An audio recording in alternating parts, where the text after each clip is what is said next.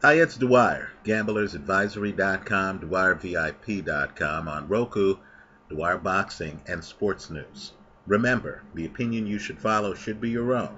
Just consider this video to be a second opinion from a complete stranger online.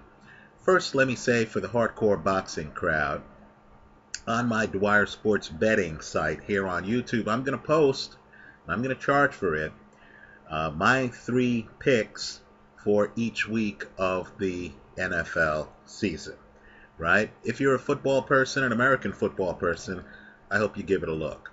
Now, before I get to Leo Santa Cruz versus Abner Maris, my post-fight analysis, let me first address Floyd Mayweather's recent comments about who he is and Manny Pacquiao, right? Apparently Mayweather recently said that he thought the media overinflated Manny Pacquiao, and Floyd issued this quote. I think it's noteworthy. He said, "I believe that the public believes no one can beat me. At one particular time, I think they believed there was a fighter who could beat me. You must realize this. The media, the critics, the people built that kid, Pacquiao, up to put him on my level. Once again, there will never be a fighter on my level because you have to be able to go where I go mentally." Right? Now, let me say this. You can criticize Floyd Mayweather all you want. Right? Outside of the ring, he's had some problems. They're well documented. He's spent time in prison. Right? He hasn't exactly been the most gracious son to his father at times. But the one thing that's always fascinated me about Floyd Mayweather and looking at his fights is that the Mayweather you see at the start of the first round is not the Mayweather you see at the start of the 4th round. Right? What's amazed me too is Mayweather himself is a different fighter depending on his opponent. I know of late he spent a lot of time up on the ropes.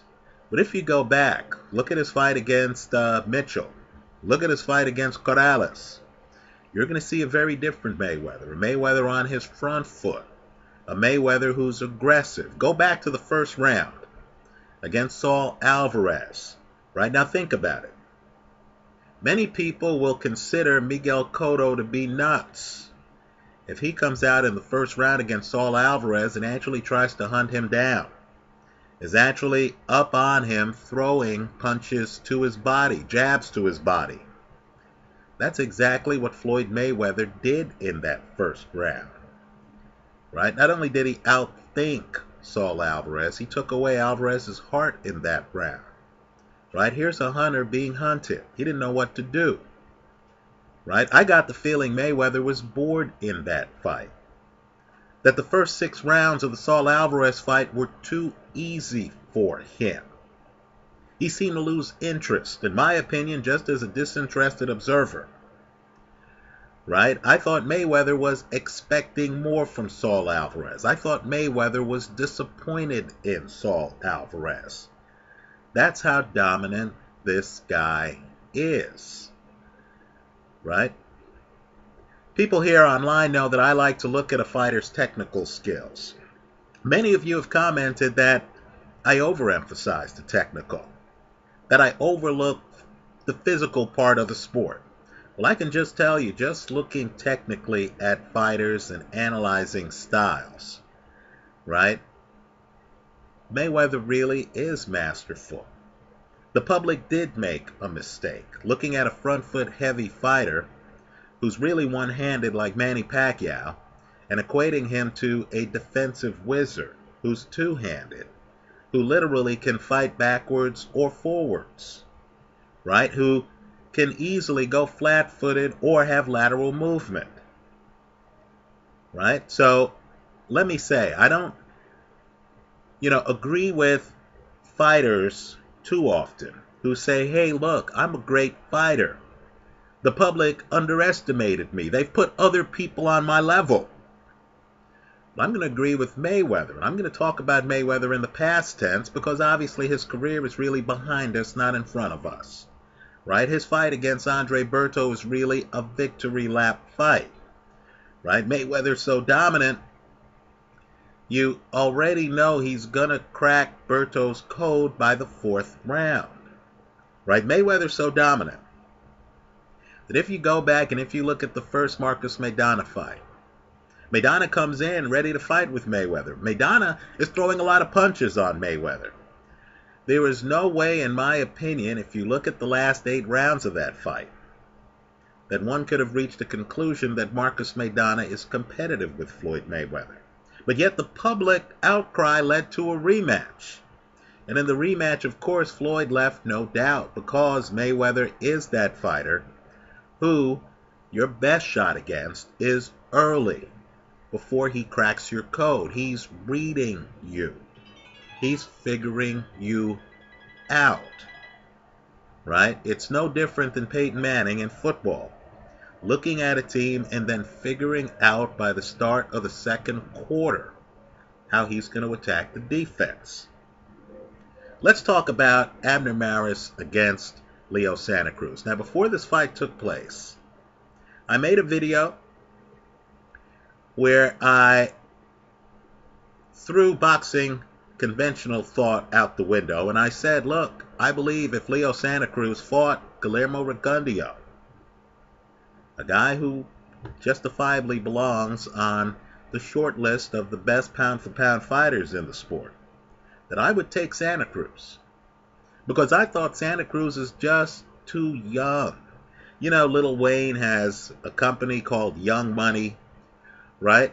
Well, Santa Cruz is young stamina, right? Which is better than old stamina, right? He's young. He's young volume. He can go for 3 minutes a round. He's there to bang with you. I believe that would beat an older counterpuncher who's low volume, who's trying to fight at a certain speed, right? As good as Rigondeaux is, he'd have and as more skilled as Rigondeaux is, because Rigondeaux has more skills than Santa Cruz. I just don't believe he'd be able to deal with the hyper-aggressive lead punching part of Santa Cruz's game. But enjoy it while it lasts, right? Because Santa Cruz is more youth than expertise, right? There's going to come a time where Santa Cruz's physicality, his volume, his aggressiveness won't be enough, right? Where he might face a younger lion, or he might face someone who isn't quite as old as Rigondeaux, but who's more skilled than him. Now, if you want the blueprint on how to beat Santa Cruz, and I thought the fight was competitive, I thought Abner Maris did a lot of things well. I thought the blueprint on how to beat Santa Cruz, who, let's face it, is not the same fighter backing up that he is coming forward. He's just not. Right? The blueprint can be found at the start of the 8th round. Right now, I have the video here in my YouTube favorites. I encourage you to look at the start of the 8th round of the fight. Now, let's talk about what Maris does wrong, and let's talk about what he gets right at the start of the 8th round. When you're dealing with a Santa Cruz, a guy who has a very good jab, who, if you stay outside, he's going to really work you over. He's excellent when you give him room to operate. He's accurate with his punches, and he does cover up, right? He does have rabbit ears, and he does bend his body. The way to beat Santa Cruz is to get inside of his arms. Think Roberto Duran against Sugar Ray Leonard, the first fight. Get inside of his arms, right? If you can get close enough to Santa Cruz and stay there, I believe Santa Cruz will have all kinds of problems. You have to turn the fight into a clutch fest. Now, when Maris does wrong, you see it certainly in the fourth round. In fact, you see it in several rounds. Is first off, Maris, who's shorter than Santa Cruz, doesn't leverage his height. He should have been bent down low, right? If you've ever seen the Super Fight, that ridiculous film, right? Rocky Marciano against Ali, right? It's not an actual fight, it's a production that they did when Ali was out of the ring and wasn't allowed to box, right? And Marciano was just a few months away from the fatal plane crash. You'll notice Marciano bends low, right? The idea is, look, this guy's throwing volume, he's throwing a jab and all this other stuff. I'm just going to be out of the picture. I'm going to be bent so low that this guy's jab can only hit me in certain places. Right? Now, Maris is shorter than Santa Cruz, but he doesn't really bend, does he? He doesn't bend at the waist. He doesn't take himself out of the picture. The other problem is Maris, while standing straight up, is waiting to counter Santa Cruz. Right? He's hoping Santa Cruz throws punches. Then Maris wants to jump in after Santa Cruz has thrown the punch. Right? Maris is relying on countering against a guy who's so high volume. There aren't a lot of opportunities to counter. Right? Maris is waiting to jump in and then engage Santa Cruz.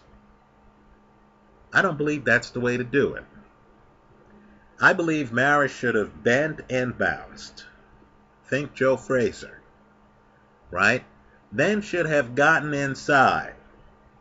And once he's inside, instead of backing back out, which is what he does after about a minute of the 8th round, instead of backing back out and allowing Santa Cruz to extend his arms, he should have stayed on Santa Cruz, just like he does in the beginning of the 8th round, just like Roberto Duran does to Ray Leonard. Right? Force Santa Cruz to back up. Even if you're not throwing punches, just be there. Santa Cruz can't throw punches when you're right here on him.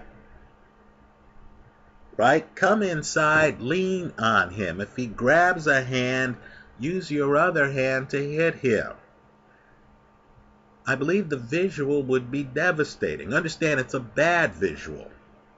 When you're outside and you're shorter and the taller man is throwing a lot of punches at you.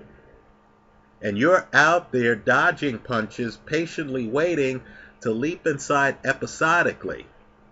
And, either grab him or throw punches. That's a bad visual.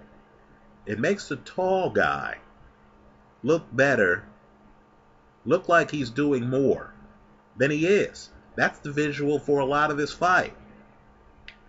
Right? Maris held his own. I don't know what 2 of the 3 judges saw. The fight's not that wide. It's just that it looked that wide. Why? Because Santa Cruz, right, is the taller fighter. He's thin. Your eyes go to him. He's the more charismatic guy in the ring. You understand what he's trying to accomplish. It's more self-evident. It's more obvious. Right? But understand, Santa Cruz is front foot heavy. Right? He's not a guy who is dancing around the ring like Ray Leonard. Right? He's not. He's front foot heavy. He's coming forward. He wants to engage you. He's going to throw a lot of punches around. So what you have to do, in my opinion, is dampen his volume. Turn the boxing match into a brawl. Fight, dare I say, Carlos Molina style. Right? Maris should have literally just done exactly what he does. He himself does it at the start of the 8th round. But that should have been his strategy the entire fight. Understand, when you're the shorter man, and you're the one inside on the taller guy, and you're living inside, and you're throwing punches, and you're inside of the other guy's arms, and the taller man is forced up against the ropes. That's the visual where a judge looks at it and says, who's dominating this round? It's the shorter guy. Right? Think about it. You're the underdog in a fight against an unbeaten champion who's favored, which is who Santa Cruz was. And you have Santa Cruz backing up, looking uncomfortable. Even though there's not a lot of action, you'd be winning a lot of the rounds. Think about it. Let me just digress for a second. And let me just mention Floyd Mayweather right here. The kind of fight I believe Maris should have fought was, let's use another fighter, a Ricky Hatton fight. Right? Now understand, the difference between Santa Cruz, who's in the sweet spot in his career for, let's say, at least the next 12 months, right? If I'm a Santa Cruz supporter, I want him to fight Rigondeaux now, before boxing slows him down and aging slows him down a bit. And then his absence of a back foot game becomes apparent. Right? But understand, Ricky Hatton against Floyd Mayweather employed the very strategy that I'm advocating right here. He's coming in on Floyd. He has Floyd up on the ropes. He keeps coming inside. He's inside Mayweather's arms. He's trying to grapple with Mayweather. I want you to Google Ricky Hatton's post-fight comments. What he found out was that Mayweather spoke that language. He's grappling with Mayweather. He's inside of Mayweather's arms. He has Mayweather up on the ropes. And then he found out that Mayweather has a grappling inside of his arms, up on the ropes game. It got so bad that Mayweather wanted him to be hyper-aggressive. Mayweather's winning that fight before the check left hooks end the fight.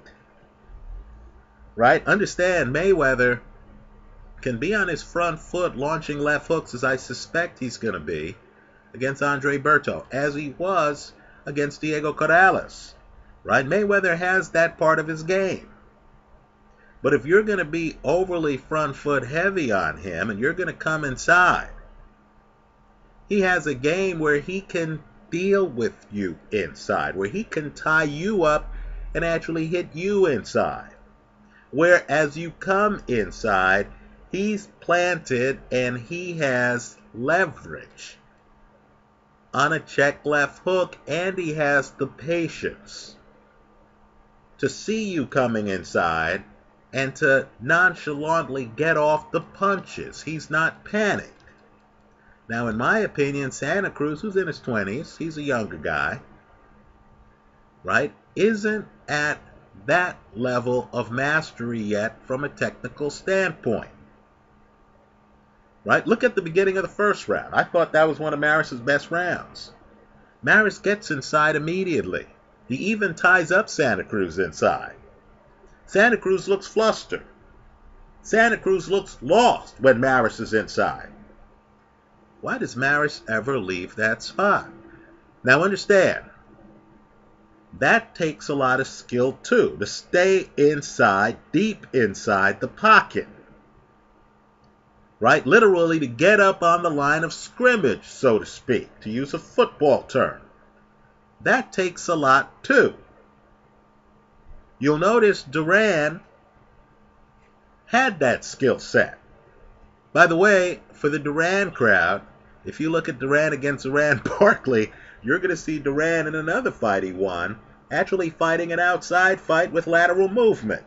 right? The great ones have different games, right? The point is simply, if a Roberto Duran fought a Leo Santa Cruz, he'd be inside on Leo Santa Cruz all match,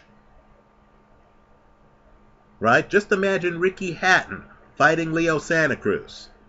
Hatton would be inside on Santa Cruz. Hatton wouldn't be outside waiting for an opportunity to jump in on a counter combination. That's the wrong strategy against a young guy with this level of volume, right? With this level of stamina. No, you need to be inside. You need to turn it into Hatton versus Costa Zoo, right? So, in my opinion, there was a time when Guillermo Rigondeaux, in his 20s, had the kind of fitness, physicality, to get inside and stay inside. He certainly has the skills. You saw him inside, up on the chest, at times, of Nonito Donaire. Right? I just don't believe that Rigondeaux, who's been knocked down recently in some fights, I just don't believe that Rigondeaux, in his mid-30s, after a long amateur career, still has the physical capability to do that. The thing with aging is that you know what to do. It's just that your body doesn't allow you to do it. So I thought this was a great fight. I thought it was a great clash of styles.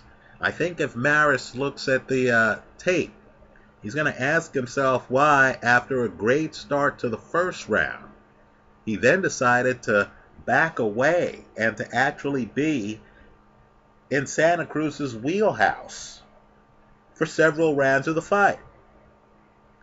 Right? Let me say this too. The 8th round's interesting because while Maris is deep in the pocket where he needs to be, right? Think Ricky Hatton. Think Hands of Stone Roberto Duran. While he's deep in the pocket, right? Santa Cruz is able to take a step back and hit him at one point with a really good punch. It stands up Maris a little bit. Now, it's a shame. At that moment, it's about maybe 50, 55 seconds into the 8th round. It's a shame at that moment that Maris didn't throw caution to the wind and say, all right, good. This guy's trying to throw punches while I'm deep in the pocket. Let me stay here. Let me encourage him to exchange with me, to trade with me, so I can try to get off the punch that I need to get off. Right? Instead, Maris got discouraged. Right? He gets hit with something hard when he's deep in the pocket. Then he goes back outside. If you're Leo Santa Cruz, where did you want Maris to be? I would say outside. Not deep in the pocket. I'll give Santa Cruz credit. To me, it's the biggest punch of the entire fight. The punch in the 8th round, about 55 seconds into that round, that flushes Maris out of the deep pocket. Right? Let me just say, the deep pocket is where an opponent against Leo Santa Cruz wants to be. You want to smother his volume. Right? I'm guessing a Bernard Hopkins, and I know we're just talking styles, right? I know Hopkins was a middleweight. Trust me, I know Hopkins was a middleweight during his prime, and I understand Santa Cruz is a much lighter weight. Okay, fine. But I know a Bernard Hopkins is looking at films like this, and he just wishes he had the opportunity to fight against this fight style when he was a younger man, because when he was a younger man, he would know what to do. Let me name another fighter, another guy who, quite frankly, belongs on the Mount Rushmore of the middleweight division with Bernard Hopkins, and that's Marvin Hagler. Right? I believe that Hagler would walk through a Santa Cruz because Hagler threw short punches right? He fought out of a southpaw stance, and he would have welcomed the opportunity to be deep in the pocket against a guy who needs to extend his arms for power. Just look at the approach Hagler took to fighting Thomas Hearns. Understand, Hearns knocked out Duran, had big-time power. Hearns was the original hitman. The thing with Tommy was Tommy needed to extend his arms for power.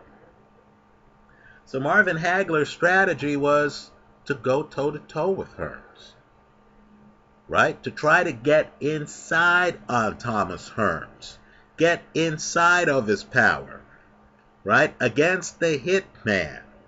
Marvin Hagler decided to trade bullets because he understood Tommy Hearns, when you were inside on Hearns, wasn't the same as Hearns was when you allowed him to extend his arms.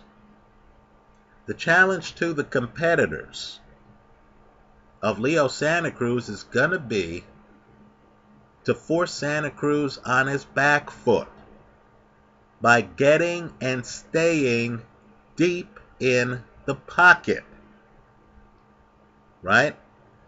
Maris should have been thinking about Ricky Hatton's fight style. That's the fight style that would give, in my opinion, Santa Cruz a hard time, right? Staying outside against Leo Santa Cruz, good luck. Even if you somewhat match Santa Cruz, as Maris did, in enthusiasm, right? In a willingness to trade, it's a bad visual. Because Santa Cruz is the taller, thinner fighter, right? He's making weight now easily, right? He's the taller, athletic, thinner fighter. Fans see the champion throwing a lot of punches, engaging an opponent, trading with an opponent. And fans go wild because they say, look, the champ is here. He's serious about trying to defend his title. He's trading with the opponent. The problem is Santa Cruz has young stamina. He's in the sweet zone. This strategy, in my opinion, wouldn't work if Santa Cruz was Guillermo Regundio's age. He's not. Boxing favors the younger guys. It's a young man's game, not an old man's game, right? So, put me among those, as I've said in an earlier video, who believes that if Santa Cruz fights Regundio within the next 12 months, I'm going with Santa Cruz, right? I encourage you to look at the comments to the video where I said I would take Santa Cruz over Regundio. Many people outright said, I was crazy. I hope you're the people setting the line in Las Vegas, because I want the opportunity to take Santa Cruz as an underdog, which is what he would be, against Regundio. Understand, Donier's volume was declining for several fights before he fights Regundio. Have you seen Regundio in the ring with a tall guy who can operate behind a jab and throw the level of volume that Santa Cruz can throw? But let me say this, right? If it's more than a year or 18 months out, if these two guys fight 3 years from now, and Santa Cruz slows down like Ricky Hatton started to slow down, right? Because let's face it, really physical fighters don't age as well as technical fighters. Then we'll have to revisit the issue of who wins the Regundio fight, because I'll concede Regundio is more skilled than Leo Santa Cruz. Right now, I think youth wins the day. Anyway, that's how I see it. Let me hear from you. Leave your comments for me here online. Visit us at gamblersadvisory.com. Thanks for stopping by.